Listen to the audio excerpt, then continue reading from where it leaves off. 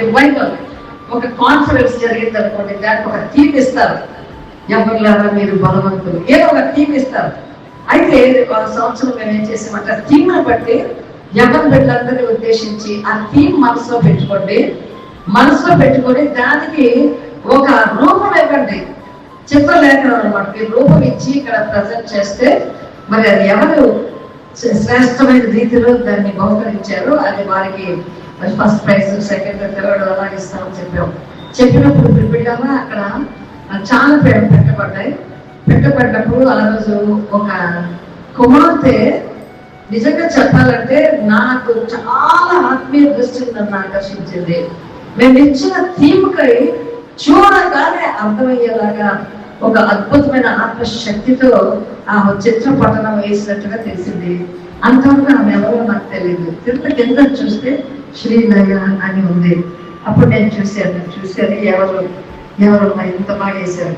ఇప్పుడు అంతేకాకుండా మేము ఒక టెస్ట్ పెట్టాము వాళ్ళకి. ఏమని పెట్టామంటే మేము ఇచ్చిన థీమ్కి ఒక క్రియా రూపకం పెట్టి మీరు చక్కటి చిత్రలేఖనం వేశారు కదా, మీ ఉద్దేశం ఏమిటి, అలాగ ఏ రంగు ఎందుకు వేయబడింది, ఏ యొక్క చిత్రము మీ హృదయంలో ఏ యొక్క ఆత్మీయ తలంపును బట్టి అక్కడ ప్రదర్శింపబడింది అన్నప్పుడు నిజంగా చెప్పాలంటే so proud of her.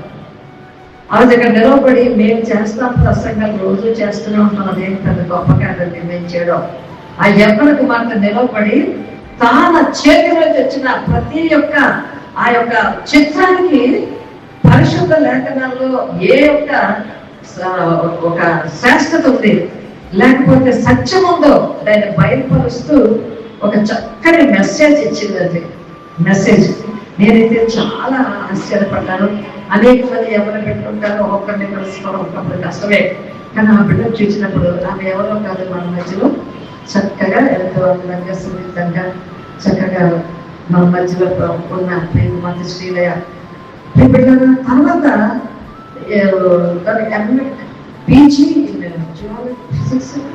Physics అమ్మ నువ్వు ఏం చదివావంటే ఎంఎస్సీ ఫిజిక్స్ అంది. ఏమంటే ఎంఎస్సీ కష్టం, నాకైతే ఈ సబ్జెక్ట్స్ అన్నిట్లో ఫిజిక్స్ అంటే ఎంత కష్టమో. కెమిస్ట్రీ అలా చదవగలను కానీ ఫిజిక్స్ కొరకదా అని కొయ్యి అంటారు చూడండి, అలా చాలా బాధపడేదాన్ని నేను చదువుకున్నప్పుడు. నేను నిజంగా తప్పైతే చెప్పిపోయాను. ఫిజిక్స్ లో ఎంత ఉంది, అలాగే ఒక లెక్చరర్ ర్యాంక్లో చేస్తూ అదే టీచింగ్ లైన్లో ఏదో ఒక శ్రేష్టమైన పదవిలో తనంటూ పిల్లల తన ఈ లోకంలో అన్నిటికన్నా ప్రేమించేది ఆమె యొక్క తృష్ణ ప్రభు వారిని లోకానికి ప్రదర్శించాలి. యేసయ్య అనిపించిన తలాంతులు తిరిగి దేవుని యొక్క శ్రేష్టమైన నామ ఘనత కొరకు నేను వాడబడాలని హృదయంలో మంచి గొప్ప ప్రియబిడ్డారు.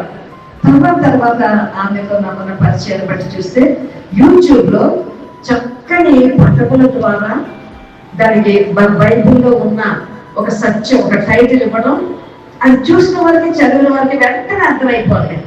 అంటే తనకు పరిశుద్ధాత్మ దేవుడు ఇచ్చిన ఆత్మీయ శ్రేష్టత అనండి, జ్ఞానం అనండి, తలాంత అనండి, అది తన యూట్యూబ్ ఛానల్ అది ఓపెన్ చేసి తను అద్భుతంగా అనేక మంది వ్యూయర్స్ ఎంతమంది ఉంటే అంత గొప్ప అంటాం కదండి, అవునా?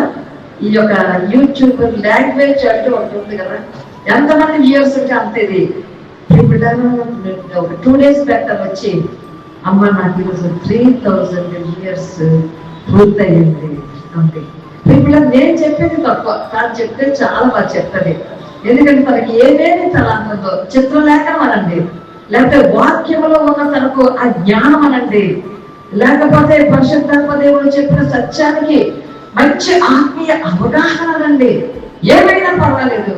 అది ఏంటంటే అది ఒక రూపంలో పెట్టి తోటి యవ్వనస్తులకి కాదు పెద్దవారికి పరిశుద్ధాత్మ దేవుడి గురించిన పరలోక సత్యం బోధించాలి. ఏమంటే తన వయసు అంటారు ఎంత చిన్నది చూడండి, ఎంత మరి ఆమెకున్న తృష్ణ చేసి 1 or 2 days బ్యాక్ 3000 వ్యూయర్స్ దాటారమ్మా. దేవుడికి మహిమ. తల మీద నచ్చి పెట్టి ప్రార్థన చేయించుకున్న శ్రేష్ఠురాలు. మరి తల్లి గారిని కూడా చాలా అభినందించాలి. ఏమంటే నేనైతే అంటాను బిడ్డల యొక్క శ్రేష్ఠత తల్లి యొక్క శ్రేష్టతే. వారిని ఏంటంటే వారిని ఎంకరేజ్ చేసిన విధానం, వాడిని పెంచి ఆత్మలో కదండి. ఫరో కుమార్తె ఆ మోషే చిన్న బాలుడు ఆ నైలు నదిలో కనబడగానే ఆ పైకి తీస్తుంది. అంత సుందరయుడై ఉండటం చూసి ముక్త మనోహరం అయిపోయిన తర్వాత మిరియాం సముద్రం వెళ్ళి యకోబేదని మోషే తల్లిని తీసుకుని వస్తుంది ఆయాగా. ఏమంటారు? చేతిలో పెట్టి ఏమంటారండి? ఫరో కుమార్తె తల్లి చేతిలో పెట్టి ఈ చిన్న వాడిని నా కొరకు పాలిచ్చి పెంచినారు.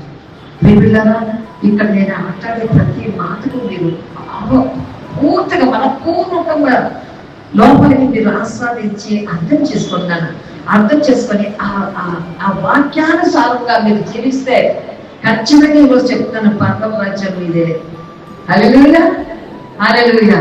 కనుక ప్రియమైన మరి తల్లి ఎంత ఒక్కొక్కరు నా దగ్గరకు వస్తుంటారు, వచ్చి నాకు కొంచెం స్పెండ్ చేస్తుంటారు ఇంట్లో.